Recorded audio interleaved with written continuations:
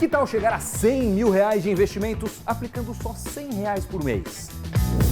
Isso não é a magia, e sim a matemática dos juros compostos, que falaremos hoje no Cafeína, depois da vinheta. Pegue sua calculadora.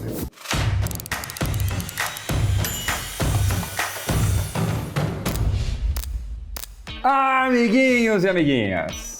Pois é, Doni, amiguinhos e amiguinhas que nos acompanham, você sabe que hoje falaremos de planejamento, falaremos de multiplicação, de juros. Você trabalha todos os meses, tenta planejar umas férias ou talvez comprar alguma coisa de maior valor para sua casa, mas cada vez que olha para o seu holerite e sua conta bancária, vê que isso está longe de acontecer. Acontece. Ou você pode ganhar a média dos brasileiros, que é R$ 2.500, e ter a intenção de fazer alguma coisa para melhorar a situação.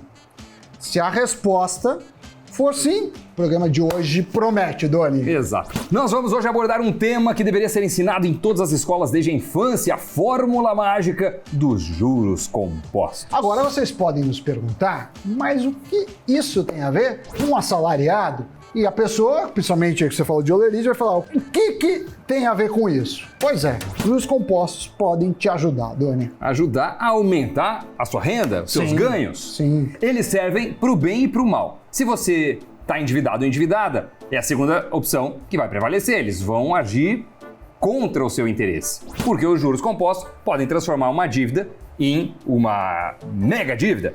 Já no caso de investimentos, eles fazem o dinheiro trabalhar para você. Enfim, eles podem ser os mocinhos ou os bandidos, principalmente no caso de quem pega dinheiro emprestado. Exatamente. E qual situação você está? Você tem os juros a seu favor ou contra você? Se você estiver na situação de investidor ou investidora, você conseguirá ter esse importante aliado.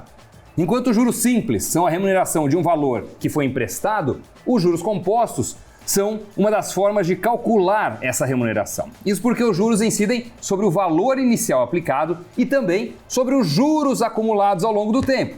E como resultado, a cada mês você ganha mais do que no mês anterior. A principal característica de uma aplicação que rende juros compostos é acumular juros sobre juros. Assim, quanto maior for o tempo da aplicação, maior será o rendimento de forma exponencial. E é por conta desse mecanismo que quem investe precisa ter paciência e organização como forma de evitar resgates antecipados. Se você resgata antes do tempo, coloca boa parte dessa vantagem a perder. Além disso, esse é um dos motivos porque a gente fala para você começar a investir, mesmo que seja uma quantia menor, o quanto antes. Exatamente. Para quem não sabe, os juros compostos incidem sobre a rentabilidade de todas as aplicações de renda fixa, como CDBs, LCIs, LCAs e também o Tesouro Direto. Ou seja, enquanto o dinheiro é aplicado, ele rende o que você aplicou e rende também juros sobre juros. Quando você investe em um CDB,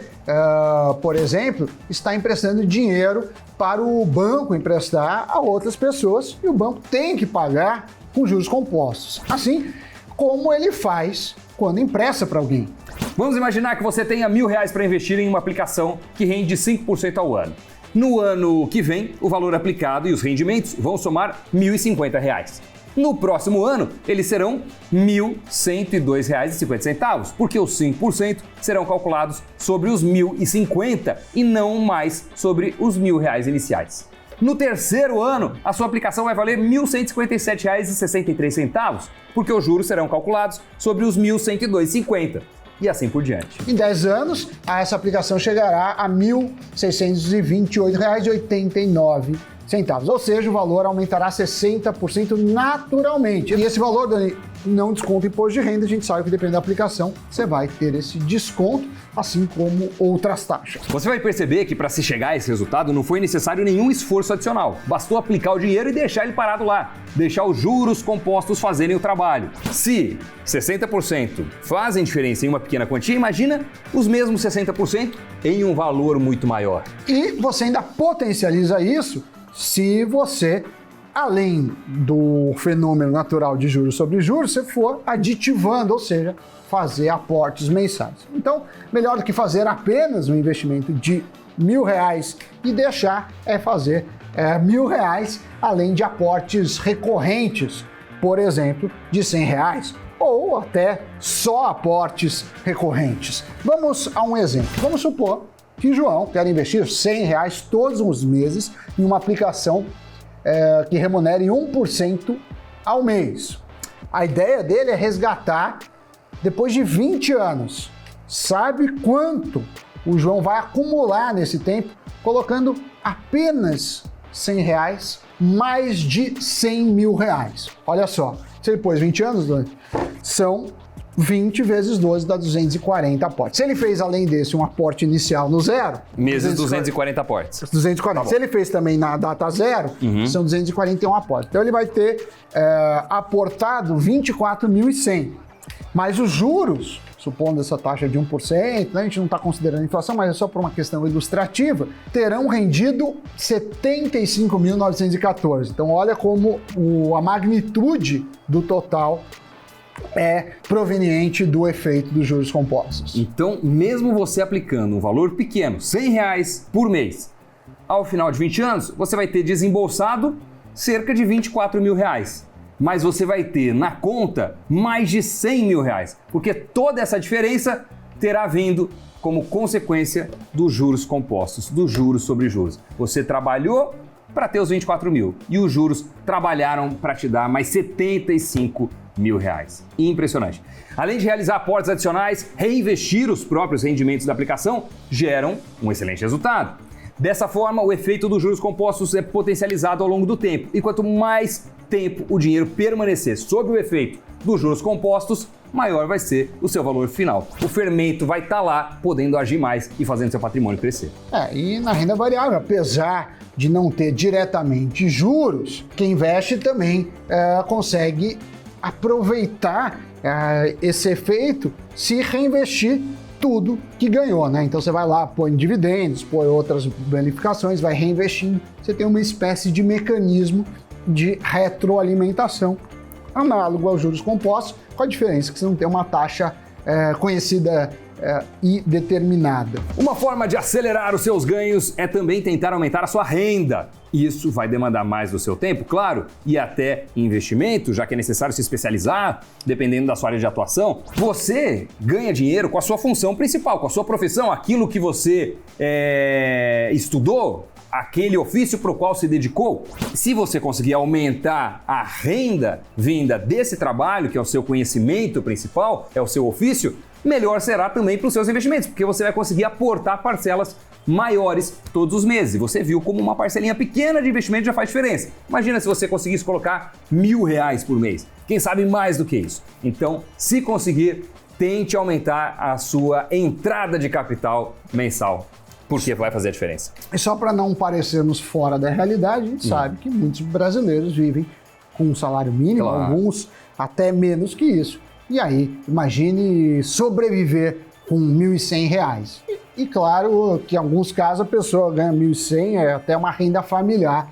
Então a gente entende que cada um aí tem uma realidade, isso é só para ilustrar e dentro do possível fazer os investimentos. Segundo a Pesquisa Nacional de Cesta Básica de Alimentos do DIEESE, do mês de março, o salário mínimo necessário para um brasileiro seria de R$5.315, de acordo com os critérios que eles levam. E segundo a Pesquisa Nacional por Amostra de Domicílios, a PNAD, o rendimento médio do brasileiro é de R$2.521.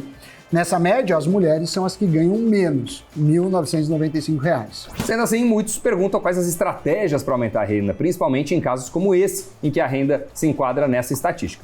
Conversamos com a educadora financeira da Isinvest, que trilhou um passo a passo. Vamos ver.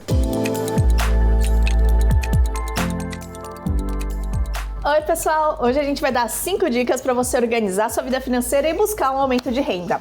Bom, a primeira dica ela é super simples, que é comece a fazer o raio-x da sua vida financeira. O que é isso? Você precisa ter clareza de quanto entra na sua conta todo mês e para onde está indo esse dinheiro.